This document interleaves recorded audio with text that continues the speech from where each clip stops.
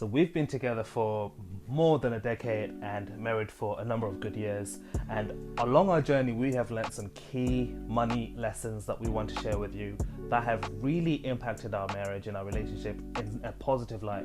And things that we've just learnt on the journey, hopefully they will be, give you some insight and also give you some tips that you could also maybe put into practice in your relationship, or things that you can avoid from what we've learned in your relationship as well. So what is the first money lesson that you say we have learned?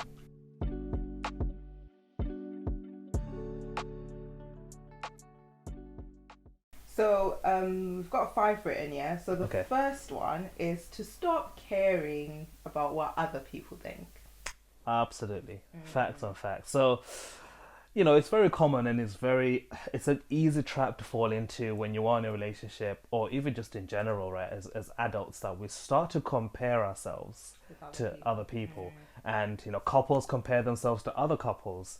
And because of that comparison, what then ends up happening is we end up, I guess, spending money buying things to try and keep up appearances, or to try and kind of look like them, or keep up with them, or whatever the case is. And we're doing all of this because if you really think about it, it's like we care about what they think about us. We care about what other people think about, where we live, or the kind of car we drive, or like the kind of clothes we wear, and all these other things. But actually, like, the lesson is stop caring about what other people think, because it will actually save you a lot of money. Because the whole concept of spending money on things to look good to other couples is very costly. Yeah, and I think with this one, it's quite funny because it's not always you as a couple that will care about what other people think from the get-go. I think you have some aunties or some uncles or some friends, it's normally the aunties though, that will actually come and be like, well, that couple's doing this. Why are you not doing that? That couple's traveling to 5 countries a year. Why are you not doing that? And a lot of the times, if you're not like strong enough as a couple, I guess, or if you're not strong within yourself, it's very easy to then come back and be like, but why aren't we doing that? Because they're doing it. Auntie so and so said A, B, and C. The peer pressure from other people can cause you to want to compare yourselves to other people. So that's another one to look out for, that peer pressure. Don't allow other people to make you start comparing yourselves to other people, especially if you're strong and you were fine and you're like, you know what, we know what we're doing, we know where we're going with our relationship, we know where we're going with our finances. This in this moment is fine for us and it's fine for our relationship. Don't allow a certain someone or other people to then push you or stress you out or make you start thinking your plans are not good enough. They are good enough, they are yours, you know what you're doing. So don't allow other people to stress you out about them. So the second one is to budget together. Yeah, I mean, this goes without saying. We have spoken a lot about this. Budgeting together as a couple is very fundamental. If you're living together, it's, regardless of whether you're married or not married, if you're living together, then you have to have a budget together, because you need to figure out how you're going to sustain the lifestyle that you're building. Right.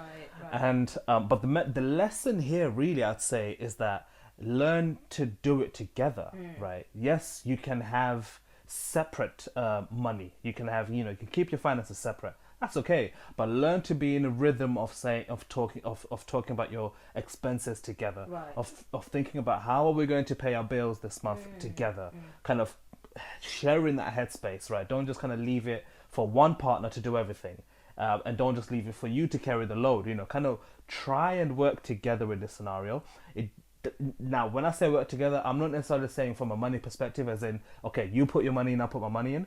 Obviously, if that's what you do, then great. But like, even if I'm paying for everything, we still have to come together and have a discussion about, okay, budget. What is going on? What plans do we have this month that we, might need to put money aside for? Bills wise, what are we looking like? And just having that budget together mentality that, we are doing this together, I think is a key lesson. Yeah, and I think sometimes when we say to couples work together, sometimes people think we're saying get a joint account and just put all your money together. But that's not what we're saying. What we're genuinely just saying is work together. And like you said, even if one person's like taking care of all the bills, or one person's just taking care of all the household finances, it wouldn't hurt for the other person who's not putting in the money to also be in the know of what's going on. The thing is, if you leave someone out, either the person that's paying all the bills will start to resent the other person and just like, well, you're not pulling your weight, you're not really interested in what's going on, or vice versa. The person that's maybe not putting in the money will then feel like, well, they're shutting me out because they earn all the money. But you can avoid all of that by just working together, talk, communicate, do the budget together. I don't think it matters who earns the money. If you've decided we're doing this together, we're working as a team, whether we're budgeting 50-50, we're splitting income, we're getting a joint account, as long as you work together and do what's best for your relationship, the key word here is really working together.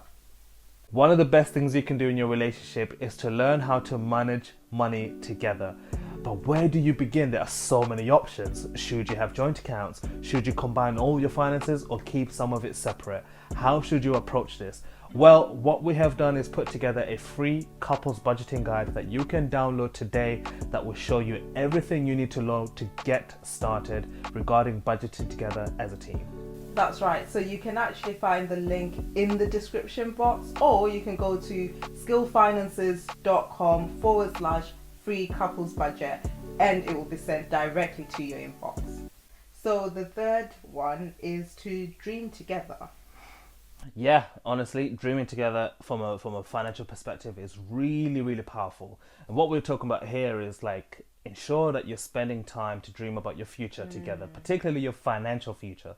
So whether you're wanting to dream about, house or earning a certain level of income, or having multiple income streams, or paying off your debts, or saving a certain amount of money, all of these things, I urge you in your relationship to dream together, to literally sit down and just have a dream for your future. And we're using the word dream very intentionally here because this is not meant to be something that's, I guess, logical, right? To say, okay, this is exactly where we'll be 1 year from now. It's not plans or goals. It's simply just kind of having this high level dream of saying, man, imagine what our lives would look like if we had this in our finances, or if this happened in our finances, or if we achieved this goal regarding our finances. What would that mean? Not just for our like money perspective, but what I mean for our relationship, what I mean for our household and our family. What would that mean for the things that we'd be able to do with our time and our energy, right? What would that mean and what would that look for us? And the reason why this is powerful is because dreams are what they give us energy. They give us energy. They keep you going. They give you the energy to keep going. And therefore, when you have a dream that you're both, bought into and you both care about, you would literally work together to bring this dream to life. And that's the exciting part, is that you're working together to bring the dream to life. Absolutely. And I think dreaming together allows you to be on the same page about your finances as well, because you don't want to be going in two separate directions and then just be wondering like, well, why did you do that, or why did you do that? It's because you didn't really bother dreaming together. But it allows you to be on the same page as a couple and work together as a team. So the fourth one is trust is more important than love when it comes to money. Love is important, but trust, Do you know what? The reason is this, because we've realized that and also seen in other couples, that it's very possible that, I can love you, but I don't trust you with money. And that means I love you, I love us, we're in a relationship, we're good, but I just don't trust you with money. And some couples, they live like that. That's their lifestyle. And for us, we don't want that. So we've learned that when it comes to finances, 100% love is important for us. But when it comes to money and our financial relationship, trust is really the big deal.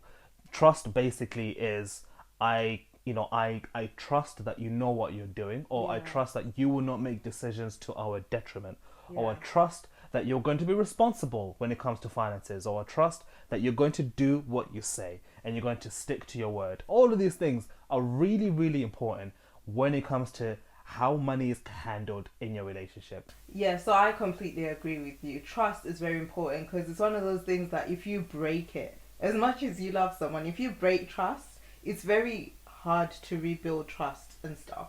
So I definitely agree with you on that. So the fifth one is to talk about money a lot. A lot. Yeah. When it comes to talking about money, there's really two layers that I want you to think about. The first layer is kind of like the on the surface or over the surface layer, the things you can see. And this is the easy stuff, right? This is like, okay, how much do you earn? How much have you got saved? Do you have any debts? What's your net worth? Have you got any assets in your name, houses? What's your pensions or your retirement accounts looking like? All of this other stuff, right? This is like the things that you can see that are, over the surface.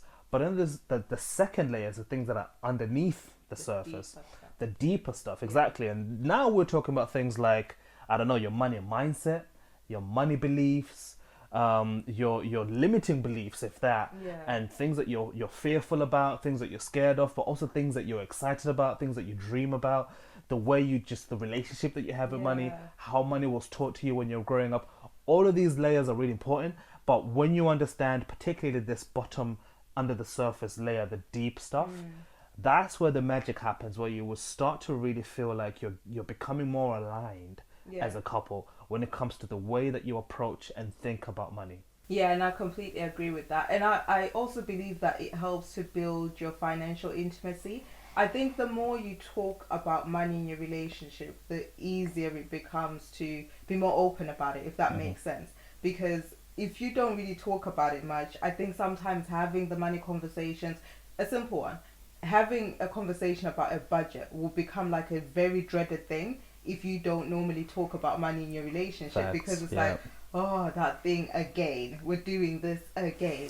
But when you talk about it so openly, even sitting here and budgeting, it's not a difficult thing, because then you're like, well, we're very open with our money, we talk about it a lot, we know what's going on, we both know what's going on with our money, so it's a lot easier for us to then conversate about, okay, we overspent this month, or oh, okay, the budget needs to change like this, or we need to switch it up this month and save for this other thing. Like, it's not a difficult conversation to have, but it's sort of like you've broken that initial layer when it comes to talking about money, because like we all say, money is also an emotional thing. It can be a difficult thing to talk about, but as you build that rapport and as you build that relationship and that intimacy, it becomes a lot easier to talk about.